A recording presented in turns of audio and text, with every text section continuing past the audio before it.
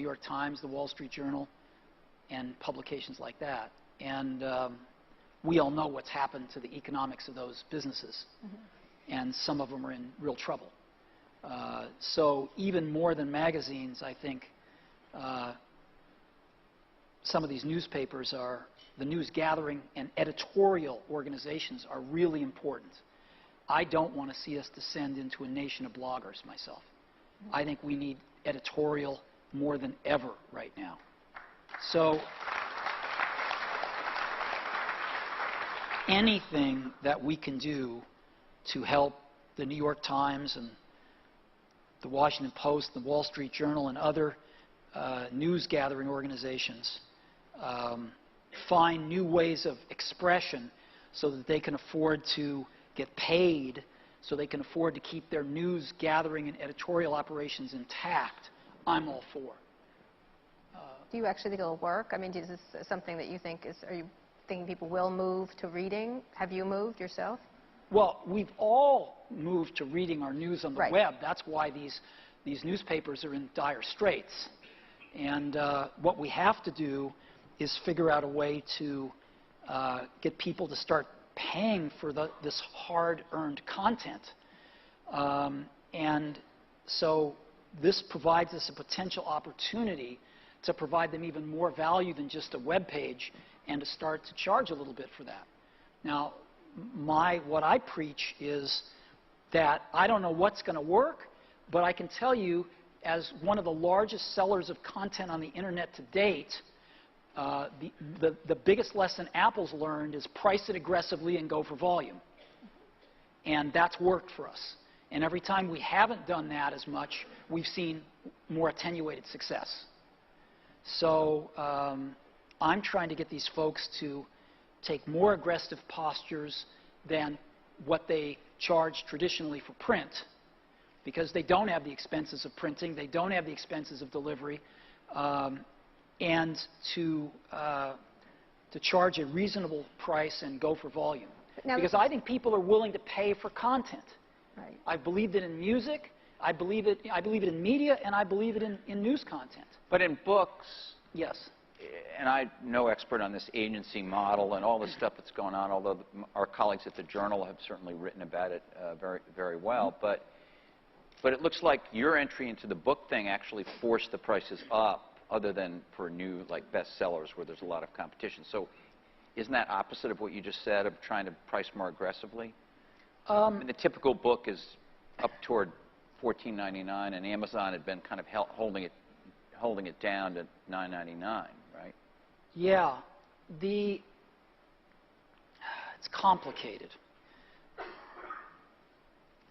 The market right now is such that it is set up to be far more responsive to consumer demand for what the prices need to be than it was 6 months ago. Way more responsive.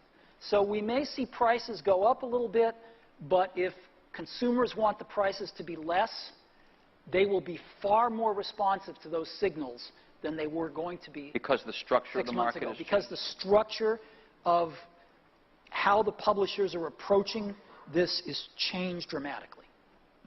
So let's talk more broadly about tablets. A second ago you said you have a lot of plans for tablets or thoughts about what tablets could be.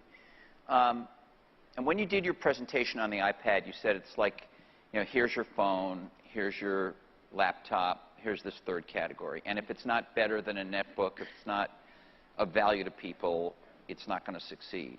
And, you know, in my own review, I was, you know, I liked it, I was favorable. I said it had a chance to really change things. But I also said people have to feel like it's not an extra thing to carry. They have to feel like it's enough of the time going to replace enough of the things they do on their laptop, not necessarily 100%. Is the tablet going to be eventually replace the laptop, do you think? There are a lot of people who say, well, you'll never do content creation on it, for instance. Talk about what you think, where it's going. Not just the iPad, but the tablet itself as a form factor. You know, I'm trying to think of a good analogy. When we were an agrarian nation, all cars were trucks. because that's what you needed on the farm. But as vehicles started to be used in the urban centers and America started to move into those urban and then suburban centers, cars got more popular, and innovations like automatic transmission and power steering and things that you didn't care about in a truck as much started to become paramount in cars. And now, probably, I don't know what the statistics are, maybe 1 out of every 25 vehicles, 30 vehicles is a truck, where it used to be 100%. PCs are going to be like trucks. They're still going to be around. They're still going to have a lot of value, but they're going to be used by 1 out of X people. And when you say PC, just so I'm clear, it's not PC versus Mac. You mean I mean personal computers, and you're including laptops and desktops. Yeah. Okay. And this transformation is going to make some people uneasy. People from the PC world, like you and me. It's going to make us uneasy because the PC's taken us a long ways. It's brilliant.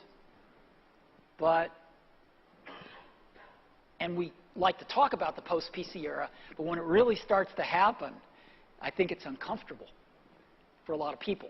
And because it's change, and a lot of vested interests are going to change, and it's going to be different. So I think that we're embarked on that. Is it the iPad? Who knows? Will it happen next year, or 5 years from now, or 7 years from now? Who knows? But I think we're heading in that direction. Well, you don't really think it's going to happen next year, right? I mean, it's a longer process than that, isn't it? Sure. And what do you imagine? When you talk about adding power transmission and windshield wiper, like intermittent windshield wipers, are there some things you're seeing now that you think will change from right now where the iPad started? Do you see anything emerging as important? People laugh at me because I have used the phrase magical to describe the iPad. Yes, they do. But it's what I really think. And there's something magical about it. It's like you have a much more direct and intimate relationship with the internet and media, your apps, your content. Mm-hmm. It's like some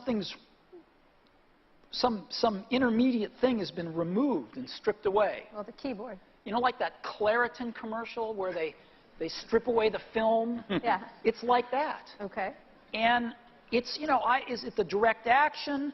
Is it the fact that you can move it all around? Is it the fact that you have no cables and 10-hour battery life? I don't know. It's all these things plus other things which I don't understand yet. But there's something about it that's magical. And I think we are just scratching the surface on the kind of apps we can build for it. Mm-hmm.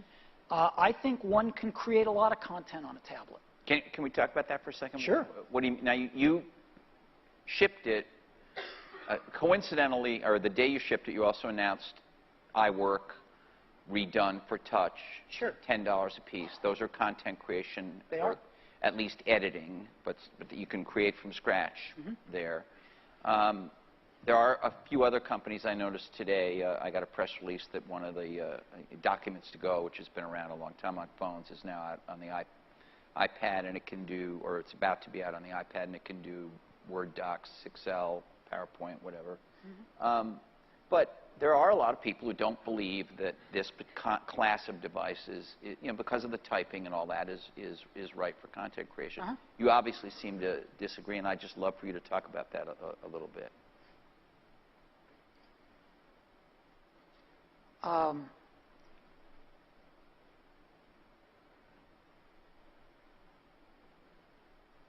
Yeah, I guess why wouldn't they be is the question.